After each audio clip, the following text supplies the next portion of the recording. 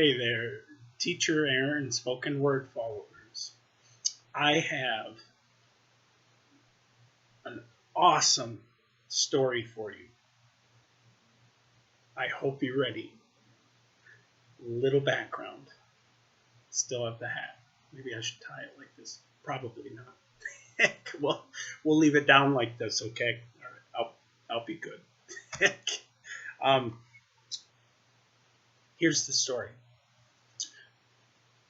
In some of my previous videos, I told you about how I used to live in Costa Rica for a year.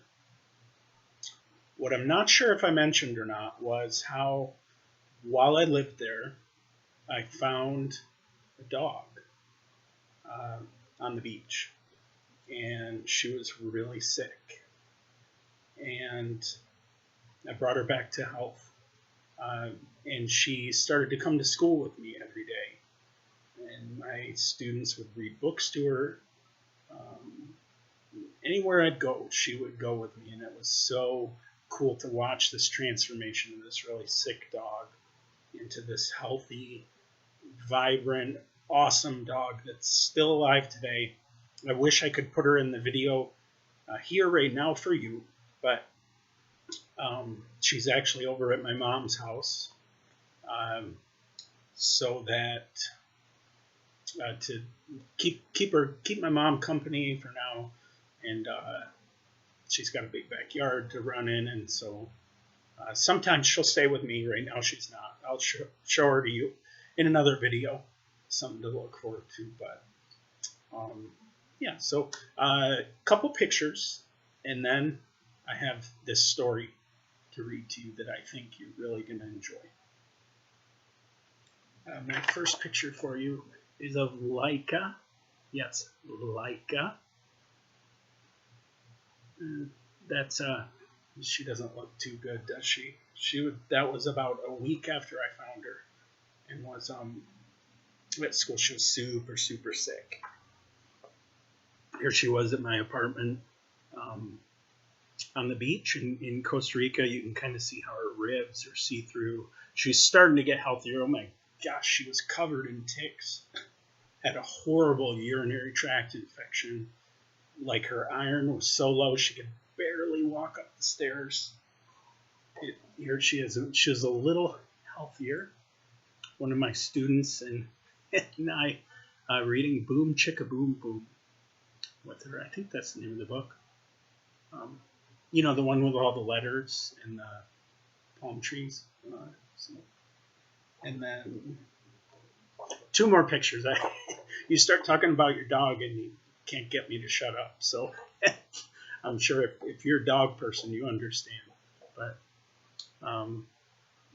one more. That was at my apartment. There she is down there. And here she is today. Vibrant, healthy, alert, happy. This story is called, it's in Celebrating Animal Rescue Anthology.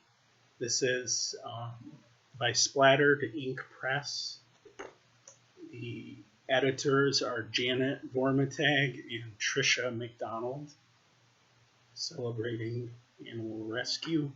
Stories that give hope and renew our humanity.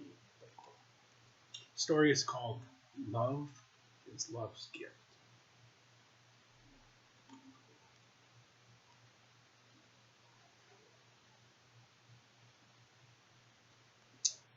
I had been out of college for over a year and looking for work in my field. Countless job applications forced me to examine exactly what I wanted to do before beginning the typical expectation life awaits for us. Get a job, lease a car, buy a house, have children. Deep in my heart, I knew I needed to travel the world while I had the opportunity. After researching and eliminating several ideas, the site was set upon Bangkok, Thailand, to teach English. I knew where I would be going. Without a job, a packed my bags, and set out on the adventure to teach English in Thailand. But as life has a way of placing you where you need to be, I ended up in a small beach town known as Playa Semra in Guanacaste, Costa Rica. 2 days before leaving for Thailand, I had a change of heart and switched my plane ticket. I arrived in Playa Semra on the 13th of October, 2013. I want you to remember this date. 3 days after my arrival in the capital city of San Jose, a Google search led me to explore this tiny beach town known for its surfing and its perfect mixture of locals, travelers, and expatriates. Several days after arriving, I was frustrated at not being able to find a job. I vividly remember sitting in a local restaurant with a cerveza and thinking to myself, if I'm supposed to end up here, I will. Looking back, I see how important faith in things working out for me was as a guiding principle. The next day, I returned to that same restaurant to eat dinner. Upon paying my bill, the woman who owned the restaurant asked me my business about town. It turned out that an international school had opened the year prior and was in need of teachers. Let's fast forward to mid-April 2013.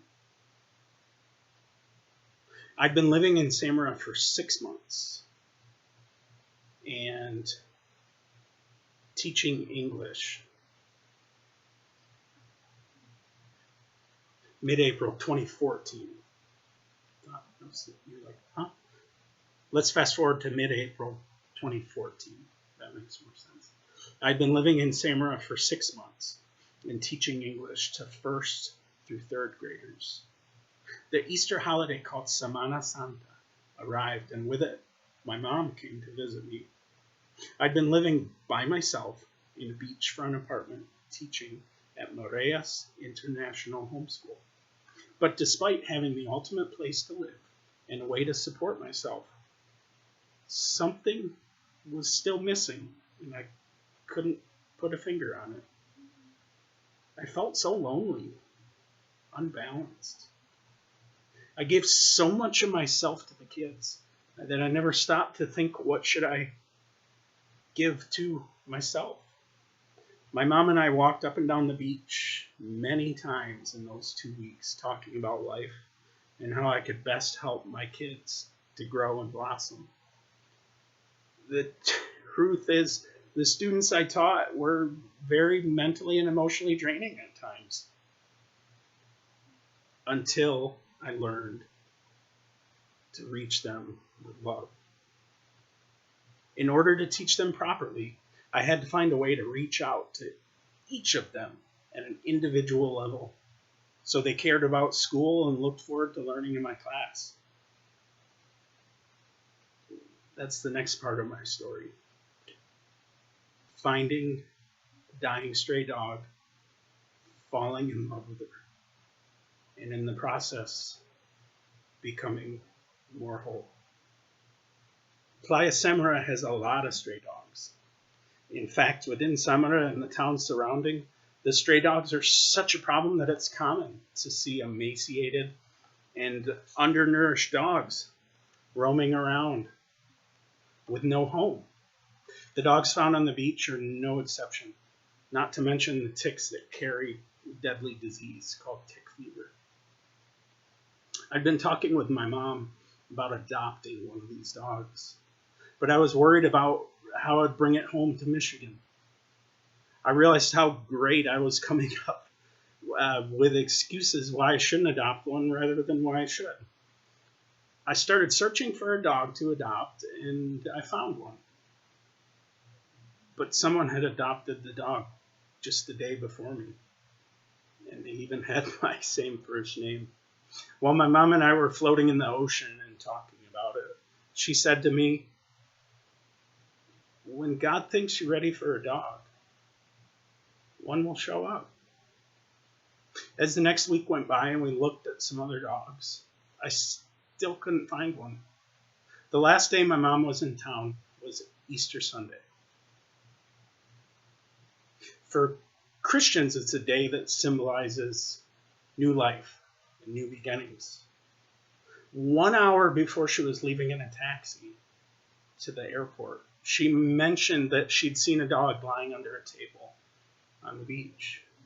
As we were eating breakfast at the beach, I walked out to look at the dog lying in the shade underneath the table. I picked her up and she melted across my lap.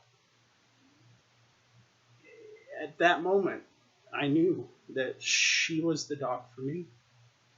I borrowed $10, rushed to the local store in my bare feet, and I bought some food, a dish, and a collar.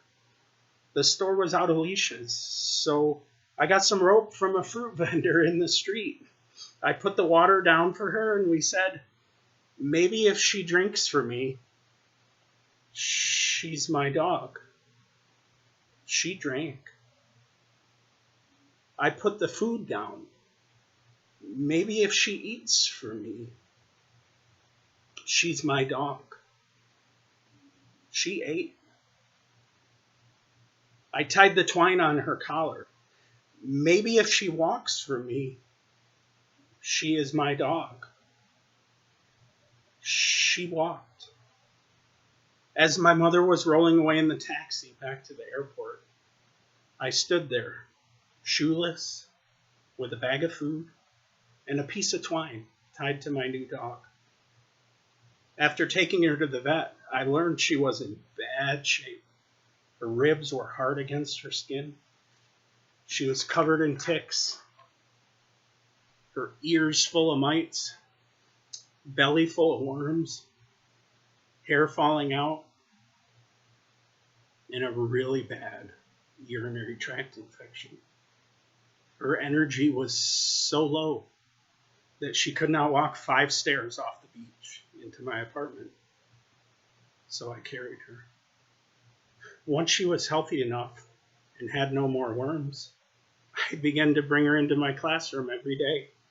She taught the students about having empathy and how to show love to an animal. They would run in every morning asking about her, petting her and reading stories to her. She even had a favorite book.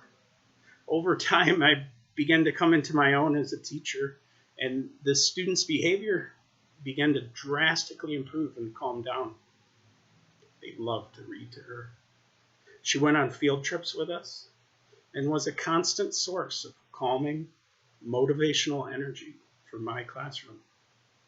My life began to change too. I was busy giving so much love to her, I felt myself begin to change as a person. The focus was no longer on me, but on giving love to this dog and making her healthy.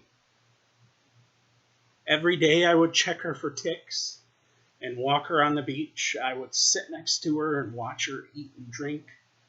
As she began to come to life, she loved to chase wildlife and play with the other dogs on the beach. She went everywhere with me whenever I left the house. She sat in my lap during dinner at restaurants and went into the supermarket with me.